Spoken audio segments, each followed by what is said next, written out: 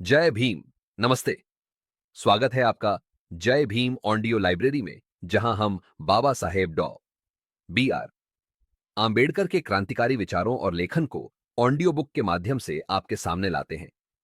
आज हम उनकी महत्वपूर्ण पुस्तक अछूत कौन थे और वे अछूत क्यों बने के चौथे अध्याय बौद्ध धर्म के पतन और ब्राह्मणवाद के पुनरुत्थान का प्रभाव को पढ़ने जा रहे हैं। यह अध्याय भारतीय समाज में अस्पृश्यता की उत्पत्ति को समझने में एक महत्वपूर्ण कड़ी है। बाबा साहेब इस अध्याय में बौद्ध धर्म के पतन और ब्राह्मणवाद के पुनरुत्थान के बीच संबंध को विश्लेषित करते हैं और यह बताते हैं कि इन ऐतिहासिक घटनाओं ने अछूत समुदायों के निर्माण में कैसे योगदान दिया। तो आइए शुरू करते हैं और बाबा साहेब के गहन विश्लेषण को समझने की यात्रा पर चलते हैं। परिचय। बौद्ध धर्म और ब्राह्मणवाद का संघर्ष भारतीय इतिहास में बौद्ध धर्म और ब्राह्मणवाद वैदिक धर्म के बीच का संघर्ष एक महत्वपूर्ण मोड़ रहा है। बौद्ध धर्म, जो समानता, करुणा और तर्क पर आधारित था, ने 6ठी शताब्दी ईसा पूर्व में भारत में एक क्रांतिकारी बदलाव लाया। इसने वर्ण व्यवस्था, कर्मकांडों और ब्राह्मणों की सर्वोच्चता को चुनौती दी। लेकिन मध्यकाल तक बौद्ध धर्म का प्रभाव कम हुआ और ब्राह्मणवाद ने पुनः अपनी सत्ता स्थापित की। बाबा साहेब इस अध्याय में तर्क देते हैं कि इस धार्मिक और सामाजिक परिवर्तन का अस्पृश्यता की उत्पत्ति और इसके विकास पर गहरा प्रभाव पड़ा। बाबा साहेब पूछते हैं, बौद्ध धर्म के पतन और ब्राह्मणवाद के पुनरुत्थान ने अछूतों की स्थिति को कैसे प्रभावित किया? क्या यह संभव है कि बौद्ध धर्म के अनुयायी जो ब्राह्मणवादी व्यवस्था को स्वीकार नहीं करते थे, उन्हें समाज से बहिष्कृत कर अछूत बना दिया गया? इस अध्याय में वे इन सवालों का जवाब ऐतिहासिक तथ्यों, सामाजिक विश्लेषण और तर्क के आधार पर देते हैं।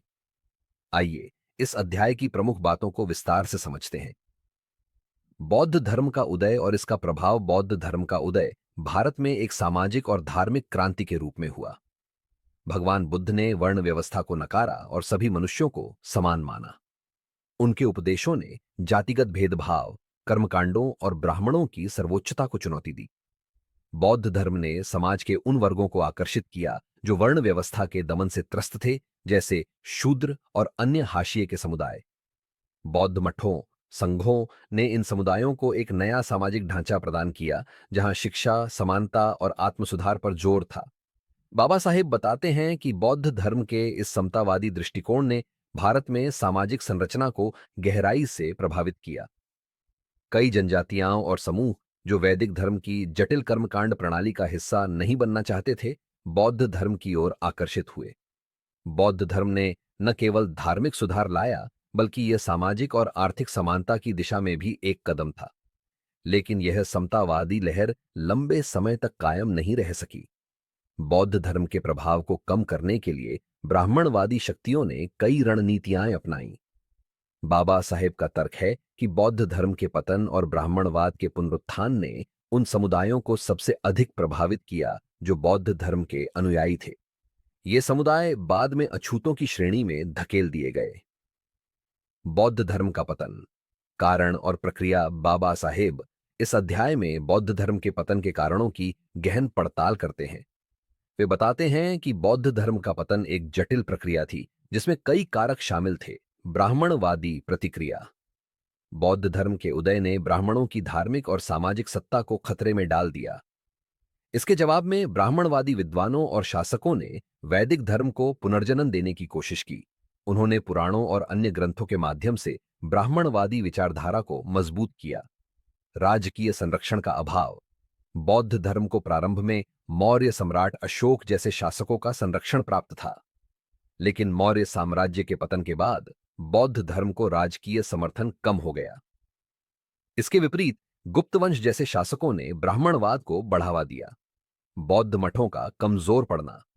बौद्ध मठ, जो शिक्षा और सामाजिक संगठन के केंद्र थे, धीरे धीरे कमजोर पड़ गए। मठों पर हमले, आर्थिक संकट और सामाजिक दबाव ने बौद्ध धर्म को कमजोर किया। हिंदू धर्म का समावेशी दृष्टिकोण। ब्राह्मणवाद ने बौद्ध धर्म के कुछ तत्वों को आत्मसात कर लिया, जैसे अहिंसा और भक्ति। इससे बौद्ध धर्म की विशिष्टता कम हुई और कई लोग हिंदू धर्म की ओर आकर्षित हुए।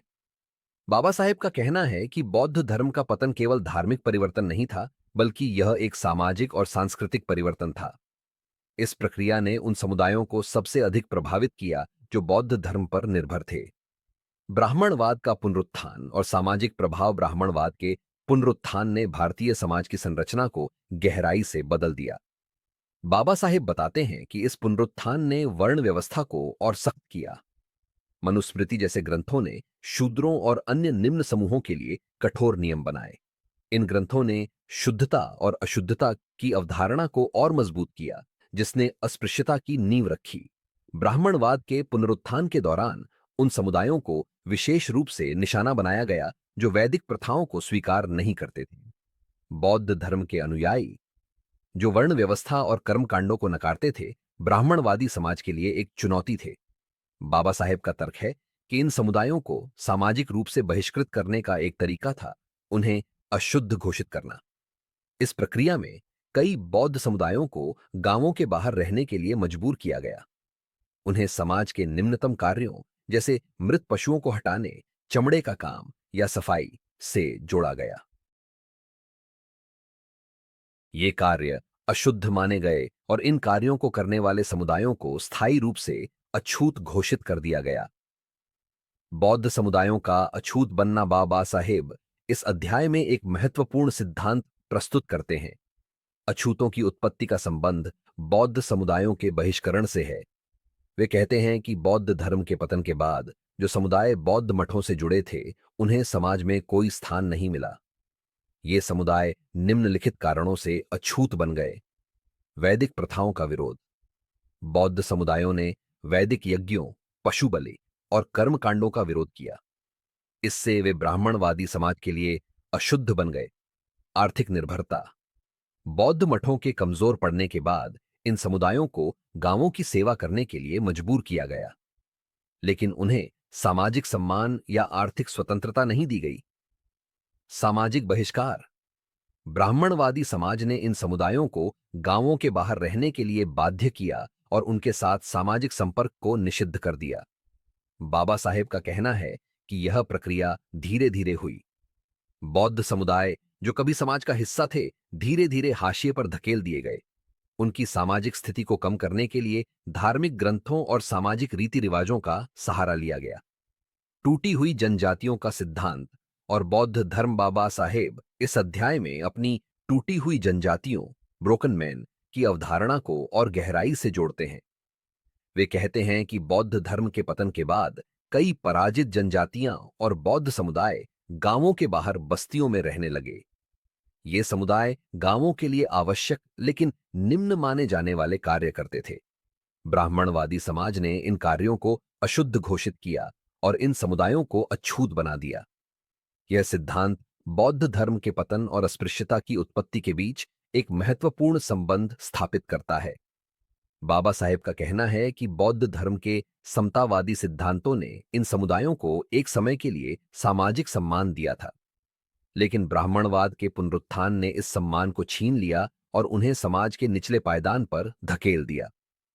ब्राह्मणवाद की रणनीतियां। ब्राह्मणवाद के पुनरुत्थान में कई रणनीतियों का उपयोग किया गया जो अस्पृश्यता को मजबूत करने में सहायक थीं। धार्मिक ग्रंथों का उपयोग। मनुस्मृति और अन्य स्मृतियों ने शूद्रों और अछूतों के लिए कठोर नियम बनाए। इन ग्रंथों ने अस्पृश्यता को धार्मिक औचित्य प्रदान किया। सामाजिक नियंत्रण। ब्राह्मणवादी समाज ने सामाजिक रीति रिवाजों के माध्यम से अछूतों को अलग थलग रखा। उन्हें मंदिरों, कुओं और सार्वजनिक स्थानों से वंचित किया गया। आर्थिक शोषण। अछूत समुदायों को आर्थिक रूप से निर्भर बनाया गया। उन्हें गांवों की सेवा करने के लिए मजबूर किया गया, लेकिन बदले में कोई सामाजिक सम्मान नहीं दिया गया। बाबा साहेब का कहना है कि ये रणनीतियां ब्राह्मणवादी समाज की सत्ता को बनाए रखने के लिए बनाई गई थीं। अछूतों को समाज के निचले स्तर पर रखकर शक्तिशाली वर्गों ने अपनी स्थिति को मजबूत किया। 7 अस्पृश्यता का सामाजिक और सांस्कृतिक प्रभाव। बौद्ध धर्म के पतन और ब्राह्मणवाद के पुनरुत्थान ने भारतीय समाज की संरचना को स्थायी रूप से बदल दिया। अस्पृश्यता केवल एक धार्मिक प्रथा नहीं थी, बल्कि यह एक सामाजिक और सांस्कृतिक व्यवस्था थी। बाबा साहेब बताते हैं कि इस व्यवस्था ने निम्नलिखित प्रभाव डाले। सामाजिक भेदभाव। अछूत समुदायों को समाज से पूरी तरह अलग कर दिया गया। उन्हें गांवों के बाहर रहने, अलग कुओं का उपयोग करने और सामाजिक समारोहों से दूर रहने के लिए मजबूर किया गया। आर्थिक शोषण, अछूतों को केवल निम्न कार्यों तक सीमित रखा गया, जिससे उनकी आर्थिक प्रगति रुक गई। सांस्कृतिक हाशियाकरण, अछूत समुदायों की संस्कृति और परंपराओं को दबाया गया, उनकी पहचान को अशुद्ध के रूप में परिभाषित किया गया। बाबा साहेब का कहना है कि यह व्यवस्था केवल शारीरिक अलगाव तक सीमित नहीं थी, यह एक मानसिक और भावनात्मक दमन भी था, जिसने अछूत समुदायों को आत्मसम्मान और पहचान से वंचित किया। बाबा साहेब का निष्कर्ष, इस अध्याय के अंत में बाबा साहेब यह निष्कर्ष निकालते हैं कि बौद्ध धर्म का पतन और ब्राह्मणवाद का पुनरुत्थान अस्पृश्यता की उत्पत्ति का एक प्रमुख कारण था। उन्होंने दिखाया कि यह एक ऐतिहासिक प्रक्रिया थी जिसमें धार्मिक, सामाजिक और आर्थिक कारक शामिल थे। बौद्ध धर्म के समतावादी सिद्धांतों ने समाज के हाशिए के समुदायों को एक समय के लिए सशक्त बनाया था, लेकिन ब्राह्मणवाद के पुनरुत्थान ने इन समुदायों को फिर से दबा दिया और उन्हें अछूत बना दिया। बाबा साहेब यह भी कहते हैं कि अस्पृश्यता को समाप्त करने के लिए केवल सतही सुधार पर्याप्त नहीं है, इसके लिए समाज की पूरी संरचना को बदलने की आवश्यकता है। वे एक ऐसे समाज की वकालत करते हैं जहां समानता, स्वतंत्रता और बंधुत्व मूल सिद्धांत हों। समापन। बाबा साहेब का संदेश। जय भीम। इस अध्याय को पढ़ने के बाद हम देख सकते हैं कि बाबा साहेब ने अस्पृश्यता की उत्पत्ति को कितने गहरे और तर्कसंगत ढंग से विश्लेषित किया है। उन्होंने बौद्ध धर्म और ब्राह्मणवाद के बीच संघर्ष को अस्पृश्यता की ऐतिहासिक जड़ों से जोड़ा, जो हमें भारतीय समाज के इतिहास को एक नए दृष्टिकोण से देखने के लिए प्रेरित करता है। उनका यह संदेश आज भी उतना ही प्रासंगिक है जब हम एक समतावादी और न्यायपूर्ण समाज की दिशा में काम कर रहे हैं। हम आशा करते हैं कि जय भीम ऑडियो लाइब्रेरी के इस ऑडियो बुक ने आपको बाबा साहेब के विचारों को समझने में मदद की। अगले अध्याय में हम इस पुस्तक की और गहराई में जाएंगे। तब तक जय भीम, जय भारत। अपने विचार हमें कमेंट में बताएं और इस चैनल को सब्सक्राइब करना ना भूलें।